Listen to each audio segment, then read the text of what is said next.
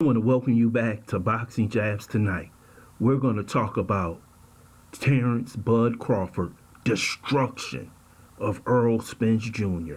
First, I would like for you to subscribe to this channel, hit this like button, hit that notification button, but also comment on this video. Terrance "Bud" Crawford tonight became one of the great fighters in boxing history. Tonight, he showed the world that he truly is the undisputed welterweight champion. He beat Errol Spence Jr. like he was a sparring partner. He beat Errol Spence Jr. so bad that there should be no rematch clause in the fight. This fight was a no contest. After the first round, Bud Crawford showed you all the skills that he has. This was an easy fight for Bud Crawford.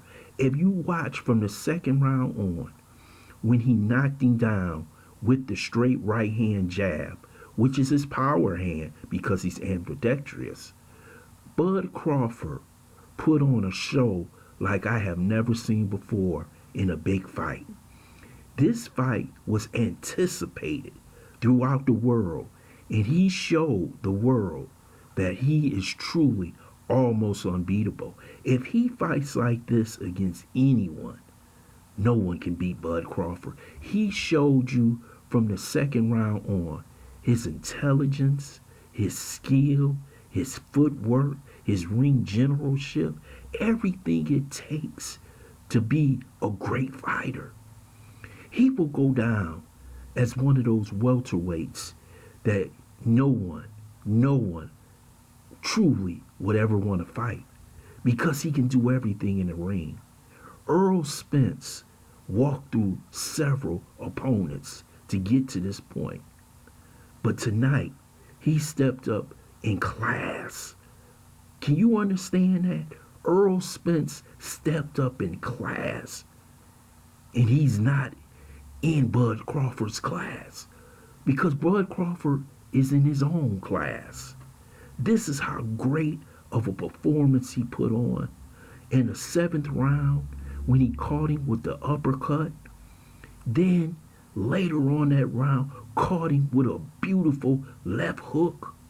And the thing I told you about this fight, I made a video. I want you to go back and see it. I said, what will happen if Bud Crawford makes Errol Spence go to plan B?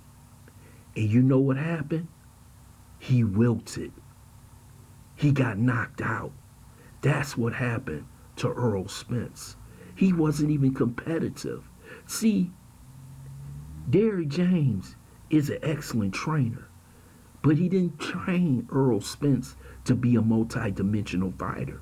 You saw Errol Spence be the Errol Spence. But when Terrance Crawford caught him, knocked him down, that was the end of Errol Spence. Errol didn't know what to do. He tried to back up and box, but he can't do it because he was never taught to do it. He was just taught to come forward and bang. And when you're not taught to be multidimensional, when Bud Crawford took him out of his comfort zone, the fight became so easy for Bud Crawford. He used all his skills on basically Errol Spence Jr. And Errol could not, I repeat, could not come up with a plan B. Man, this was none but an ESPN Tuesday night fight. This is how bad he got beat. And he can come on and say, I'll get him the next time. Man, let me tell you something. This was the type of whooping that was so bad that it will be difficult for him to overcome. This was the type of beating you get from a father to a son. That's how bad of a beating Errol Spence took. And this solidified him as pound for pound champion. Errol Spence was considered the truth, the junkyard dog, man down. We going fishing. Well, somebody went fishing tonight, and it was Terrance "Bud" Crawford, and he did fishing sitting down in a lawn chair, having him something to drink, and literally beating the living crap out of Errol Spence Jr. Not even competitive. Not even fun to watch. It was excellent to watch a classic great fighter because you thought the two styles would mesh against each other. But one style was a little bit too much and the fight was a little bit too easy. Let me tell you something. You really only know how great you is until you in a ring with another great fighter and he exposes what other fighters couldn't expose.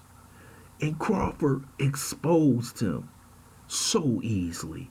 We knew that Bud could be hit because he was hit by Porter, Ugas, Garcia, and other fighters.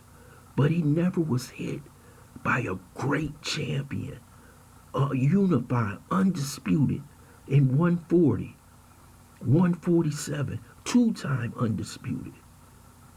He never got in a ring with that man. And all those mistakes that he made and he got away with against Ugas, Garcia, Porter, and other fighters was easily exposed by Terrance Bud Crawford. Bud Crawford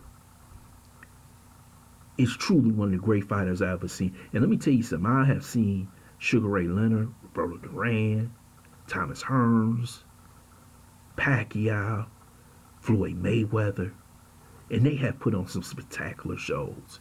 But for this fight, undisputed champion, this could be one of the most spectacular shows I have ever seen in boxing. He was beautiful to watch. Bud beat the fight out of him. And I don't think Earl will ever be the same fighter. I just don't think so. Because the fight was so overwhelming. It was so beautiful to watch this man with these skills and watching him just using the whole repertoire of his boxing skills against Errol Spence Jr. What can Derrick James do? He can bring him back. He can teach him more. He can go to 154, which he's stronger. If he wants that rematch, it'll have to be at 147 because Terrance Bud Crawford won the fight. And if it's at 147, I don't see Errol Spence doing much. His legacy is complete. He's going down. He's in the top 20 easily now. This fight right here puts him in the top 20. He could go top 10 of all time. If he beats Boots Ennis, this is how good of a fight this was. I would love to hear your comments in the comments section. I want to thank you for listening to Boxing Jabs. I hope you subscribe to this channel. Smash that like button, but also share this video.